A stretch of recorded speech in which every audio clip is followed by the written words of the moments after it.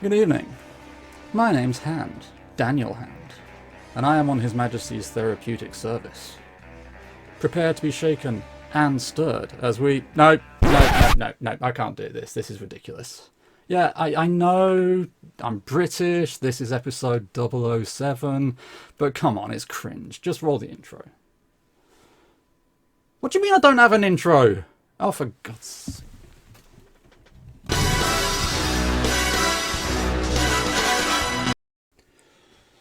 That's better. Evening all, Daniel Hand here. Shout out to Synth Apprentice for that little joke. The opportunity would have completely passed me by.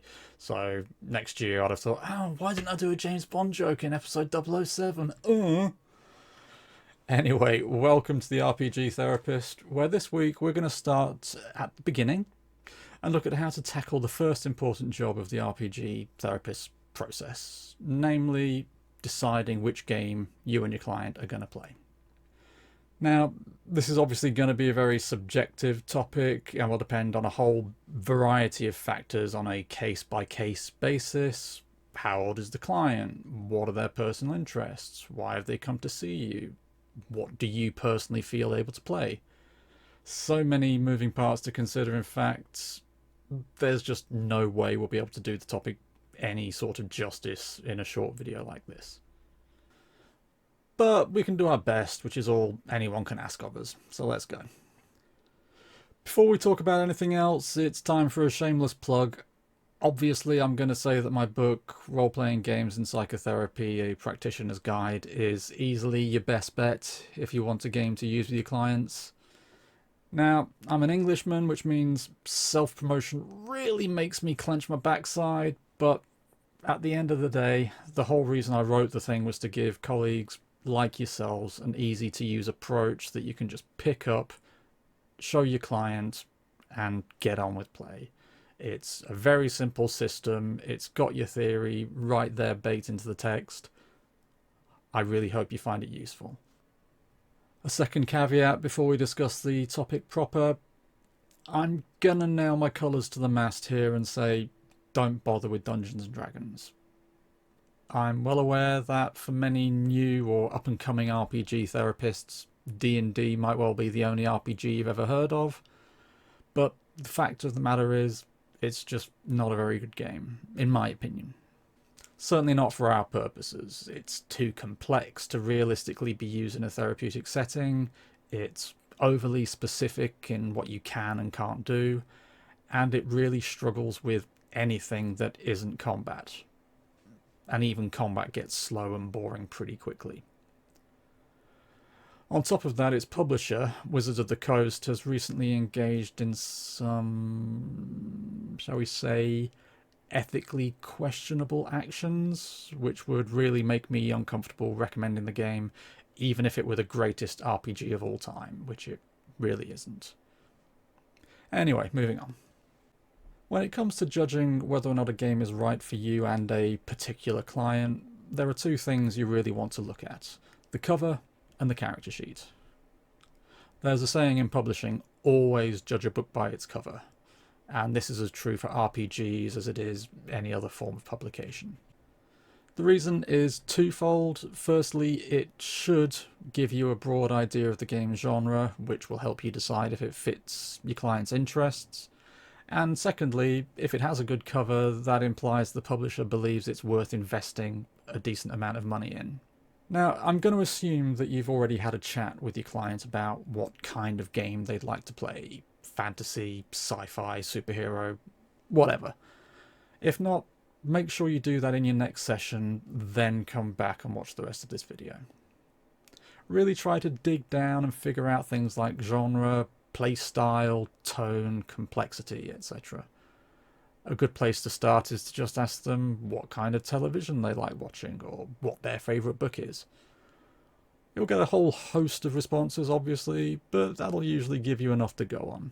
It's hard to go wrong with either superheroes or fantasy. Just ask them about Marvel or DC, or if they've read Lord of the Rings or Game of Thrones.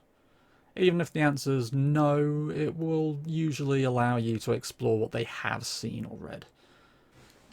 Everybody has to like something, even if it's just Steven Universe. And who doesn't love Steven Universe?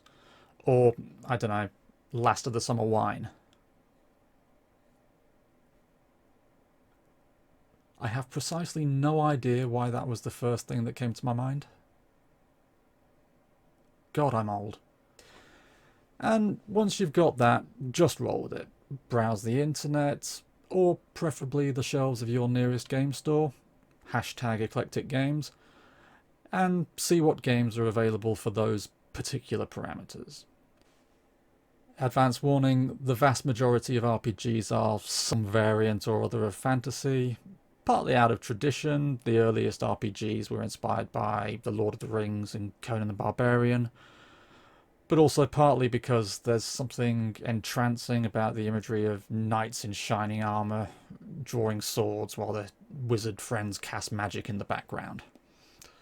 Don't worry, there are plenty of non-fantasy games out there, but just know that swords and sorcery are more prevalent than laser blasters and trench coats. Advance warning, another one. There are quite a few horror games out there which you might want to keep your eye out for. Many of them are excellent RPGs, but seeing as how we're here to help clients overcome trauma, we might want to steer clear of games specifically designed to traumatize players. Once you've decided that the book's worth opening, your best bet at getting a feel for the game is to flip straight to the game's character sheet, which you'll usually find at the back. You can read through the game's mechanics, sure, but if we're short on time, the character sheet will tell you more quicker. Basically, there are two types of roleplay game, level-based and skill-based. Level-based tends to mean that the character's abilities all work around a certain group of big numbers, e.g. representing their strength or their intelligence, and these numbers will increase as the characters level up throughout the game, with everything else being impacted by those increases.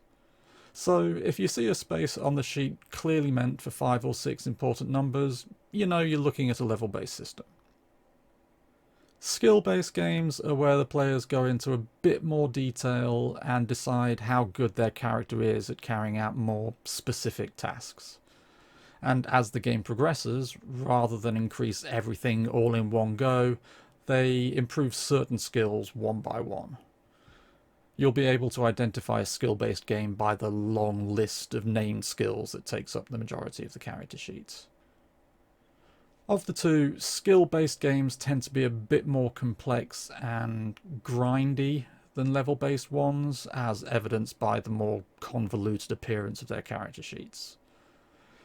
Either way, the character sheet should give you a feel for how much admin and rules checking you'll have to do during play. The simpler the character sheet, the simpler the game.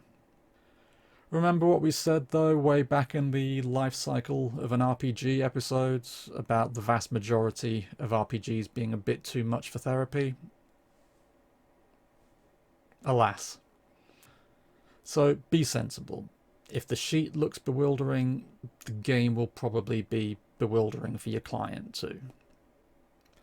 Once you've narrowed your choices down to a game that both resonates with your client's interests and looks to be within your ability to run, you're going to need to read through the book and familiarise yourself with at least the core mechanics, as well as the character creation process.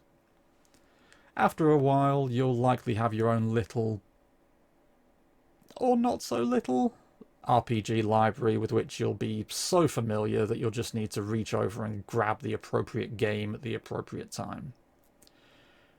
But you have to get there first, and I'm afraid the only way to do that is to sift through all the games you have available to you and find that golden nugget that will work for you and your client. Honestly though, gentle plug again, I genuinely believe that the Practitioner's Guide will be your best friend here. That's why I wrote it after all. Once you've chosen your game, it's time for the next big step. Getting your story trinity set up and your fictional frame in place. Which, oddly enough, is what we're going to look at next. Everyone, I hope you found this video at least partially useful. Sorry if it was all a bit bog standard and obvious, but hopefully it gives you an idea of what to look for. I'll keep doing some regular geek dives like I did a couple of weeks ago with the One Ring, so hopefully they'll give you some more food for thought. For now though, just know that the right game for you and your client is definitely out there, you just need to find it. If you have any questions or comments, please do leave them below and let us know what the key things you think an RPG should have to be used with clients. If you wouldn't mind liking, sharing and subscribing to the channel, I'd much appreciate it. Otherwise, until next time, take it easy, have a good one, and don't do anything I wouldn't do. Cheers.